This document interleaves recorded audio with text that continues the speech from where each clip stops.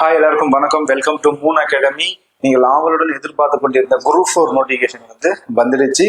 இதற்கு முன்னாடி வந்த குரூப் 4 எக்ஸாம்ஸோட இந்த எக்ஸாம்ஸ் நம்ம கம்பேர் பண்றப்போ வேகன்சிஸ் ரொம்ப கம்மியாவே கொடுத்துருக்குறாங்க. மினிமம் டிஎன்பிசில இருந்து குரூப் 4 நோட்டிஃபிகேஷன் வருது அப்படின்னா 5000 பிளஸ் தான் இருக்கும். 6000 போஸ்டிங்ஸ், 7000 போஸ்டிங்ஸ். அதுக்கப்புறம் எக்ஸாம் நடந்து முடிக்கிறதுக்குள்ளேயே பாத்தீங்க அப்படின்னா ஒரு 4000 போஸ்டிங்ஸ் இன்க்ரீஸ் பண்ணுவாங்க. ஸோ இந்த வச்சு வந்திருக்க நோட்டிஃபிகேஷனை பார்க்கலாம். நோட்டிஃபிகேஷன் பாருங்க. இன்னைக்கு தான் நோட்டிஃபிகேஷன் 25/4/2025 அன்னைக்கு நோட்டிஃபிகேஷன் வந்திருக்கு. இதுக்கு பாத்தீங்க அப்படின்னா அப்ளிகேஷன்ஸ் என்னைக்கு போடலாம்னா இன்னைக்கு ஸ்டார்ட் பண்ணலாம். லாஸ்ட் டேட் பாத்தீங்கன்னா நெக்ஸ்ட் மந்த் 24 பாத்தீங்க அப்படின்னா உங்களுக்கு லாஸ்ட் டேட் கொடுத்துருக்காங்க.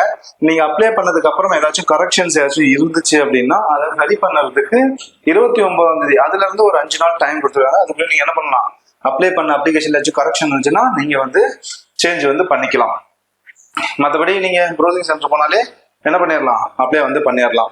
போஸ்டிங்ஸ் பார்ப்போம். டோட்டலா எவ்வளவு போஸ்டிங்ஸ் விட்டுருக்காங்க அப்படின்னு சொல்லிட்டு மொத்தமா பாருங்க 3935 போஸ்டிங்ஸ் கொடுத்துருக்காங்க. நம்ம முன்னாடியே சொல்லியிருந்தோம். முன்னாடியே எவ்வளோ 3935 போஸ்டிங்ஸ் தான் கொடுத்துருக்காங்க. டிஎன்பிசி மினிமம் எவ்வளவு போஸ்டிங்ஸ் வரும் அப்படின்னா குரூப் 4க்கு 5000 பிளஸ். இதுதான் மினிமம். ஓகேங்களா? அப்போ இதை விட அதிகமா தான் வந்திருக்கு. இந்த வருஷம் கம்மியா வந்திருக்கு சொல்ல முடியாது. இன்னும் வரக்கூடிய நாட்கள்ல பாத்தீங்க அப்படின்னா நோட்டிபிகேஷன் வந்த நாள்ல இருந்து கொஞ்ச நாளுக்கு அப்புறம் உங்களுக்கு போஸ்டிங்ஸ் ஏதாச்சும் இன்க்ரீஸ் பண்ணலாம். போஸ்டிங்ஸ் வேகன்சிஸ் இன்க்ரீஸ் பண்ணலாம். அதுவும் நெக்ஸ்ட் இயர் வர எலெக்ஷன் வர இருக்கு.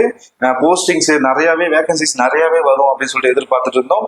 ஆனா கம்மியா வந்திருக்கு. ஸோ இருந்தாலும் மனம் திறவாம கண்டிப்பா கண்டினியூ பண்ணுங்க. கண்டிப்பா போஸ்டிங்ஸ் இன்க்ரீஸ் பண்ணுவாங்க. சரி, என்னென்ன போஸ்டிங்ஸ் அப்படின்றது பாத்துடலாமா? பாருங்க, தமிழ்லயே பிடிஎஃப் இருக்கு, தமிழ்லயே இருக்கு. ஃபர்ஸ்ட் பாத்தீங்க அப்படின்னா கிராம நிர்வாக அலுவலர் விஓஓ. ஓகேங்களா? இது தமிழ்நாடு அமைச்சு பணி. மொத்தம் இதுல விஓல 215 போஸ்டிங் தான் இருக்கு. அதுக்கப்புறம் இளநிலை உதவியாளர் ஜூனியர் அசிஸ்டன்ட் இது பாத்தீங்க அப்படின்னா 1621. அதுக்கப்புறம் ஜூனியர் அசிஸ்டன்ட் தமிழ்நாடு ஆதி திராவிடர் மற்றும் வீட்டு வசதி வாரிய மேம்பாட்டு கழகம். இதுல 6 போஸ்டிங்ஸ். ஸோ இது மாதிரி உங்களுக்கு பாத்தீங்கன்னா ஒவ்வொரு டிபார்ட்மெண்ட் வைஸாவும் ஒவ்வொரு ஒவ்வொரு போஸ்டிங்ஸ் பத்தியுமே டீட்டெயில்ஸ் உங்களுக்கு கொடுத்துருக்குறாங்க. ஒவ்வொரு டீட்டெயில்ஸுமே கொடுத்துருக்குறாங்க. அதோட பின்கோடு, அதோட எண் முதற்கொண்டு எல்லாமே கொடுத்துருக்காங்க. இந்த பிடிஎஃப் இதோட லிங்க் நம்ம டிஸ்கிரிப்ஷன்ல கொடுக்குறோம். இந்த பிடிஎஃப் டவுன்லோட் பண்ணிக்கோங்க.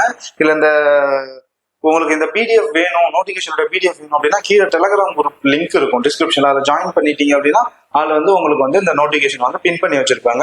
எடுத்து நீங்க ஃபுல்லா டீட்டெயில் பாத்துக்கலாம். ஓகேங்களா? வயது வரம்பு பாருங்க 1-7 அன்று. ஓகேங்களா? வயது வரம்பு கொடுத்துருக்குறாங்க பாருங்க. அதாவது பிற வகுப்பினர் அப்படின்னு சொல்லிட்டு உங்களுக்கு எஸ்சி பிற வகுப்பினர் அப்படின்னு சொல்லிட்டு பாத்தீங்க அப்படின்னா உங்களுக்கு SC, SCA, ST, MBC, BC இவங்க பாத்தீங்க அப்படின்னா கிராம நிர்வாக அலுவலர் மினிமம் ஏஜ் லிமிட் பாத்தீங்க அப்படின்னா 21 இருக்கணும். ஏன்னா 10th முடிச்சிருந்தாலே போதும், 18 வயசு முடிச்சிருந்தாலே இப்ப எழுதலாம்னு சொல்லுவாங்க எக்ஸாம். ஆனா இந்த விஓ போஸ்டிங்ஸ் மட்டும் எவ்வளவு வயசு ஆயிருக்கும் அப்படின்னா உங்களுக்கு 21 வயசு ஆயிருக்கும்.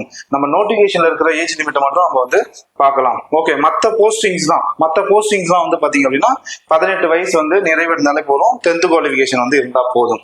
அது தவிர்த்து பாத்தீங்க அப்படின்னா உச்ச வரம்பு அப்படின்னு சொல்லிட்டு உங்களுக்கு 32 ஏஜ் லிமிட் கொடுத்துருக்காங்க, 42 கொடுத்துருக்காங்க. அதுக்கப்புறம் பாத்தீங்க அப்படின்னா முன்னாள் ராணுவத்தினர், மாற்றுத்திறனாளி அவங்களுக்கு எல்லாம் பாத்தீங்க அப்படின்னா உங்களுக்கு ஏஜ் லிமிட் கொடுத்துருக்காங்க. மாற்றுத்திறனாளிக்கு 42 ஏஜ் லிமிட் கொடுத்துருக்காங்க.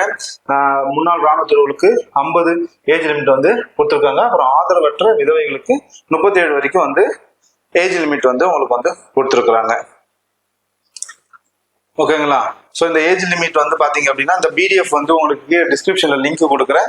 அதுல செக் பண்ணி பாத்துக்கோங்க. எஜுகேஷன் குவாலிஃபிகேஷன், எஜுகேஷன் சார் இதுக்கு என்ன படிச்சிருக்கணும் அப்படின்னு சொல்லிட்டு உங்களுக்கு கொடுத்துருக்காங்க. கல்வி தகுதி மற்றும் தொழில்நுட்ப தகுதிகள்.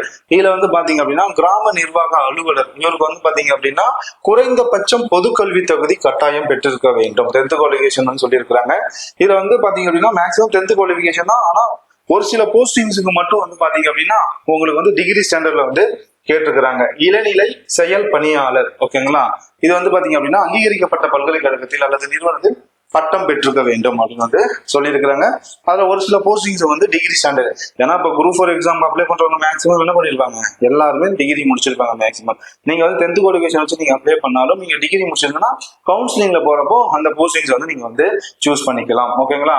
அப்போ ஷார்ட்டா பாத்துருங்க, எவ்வளவு போஸ்டிங்ஸ் இருக்கு?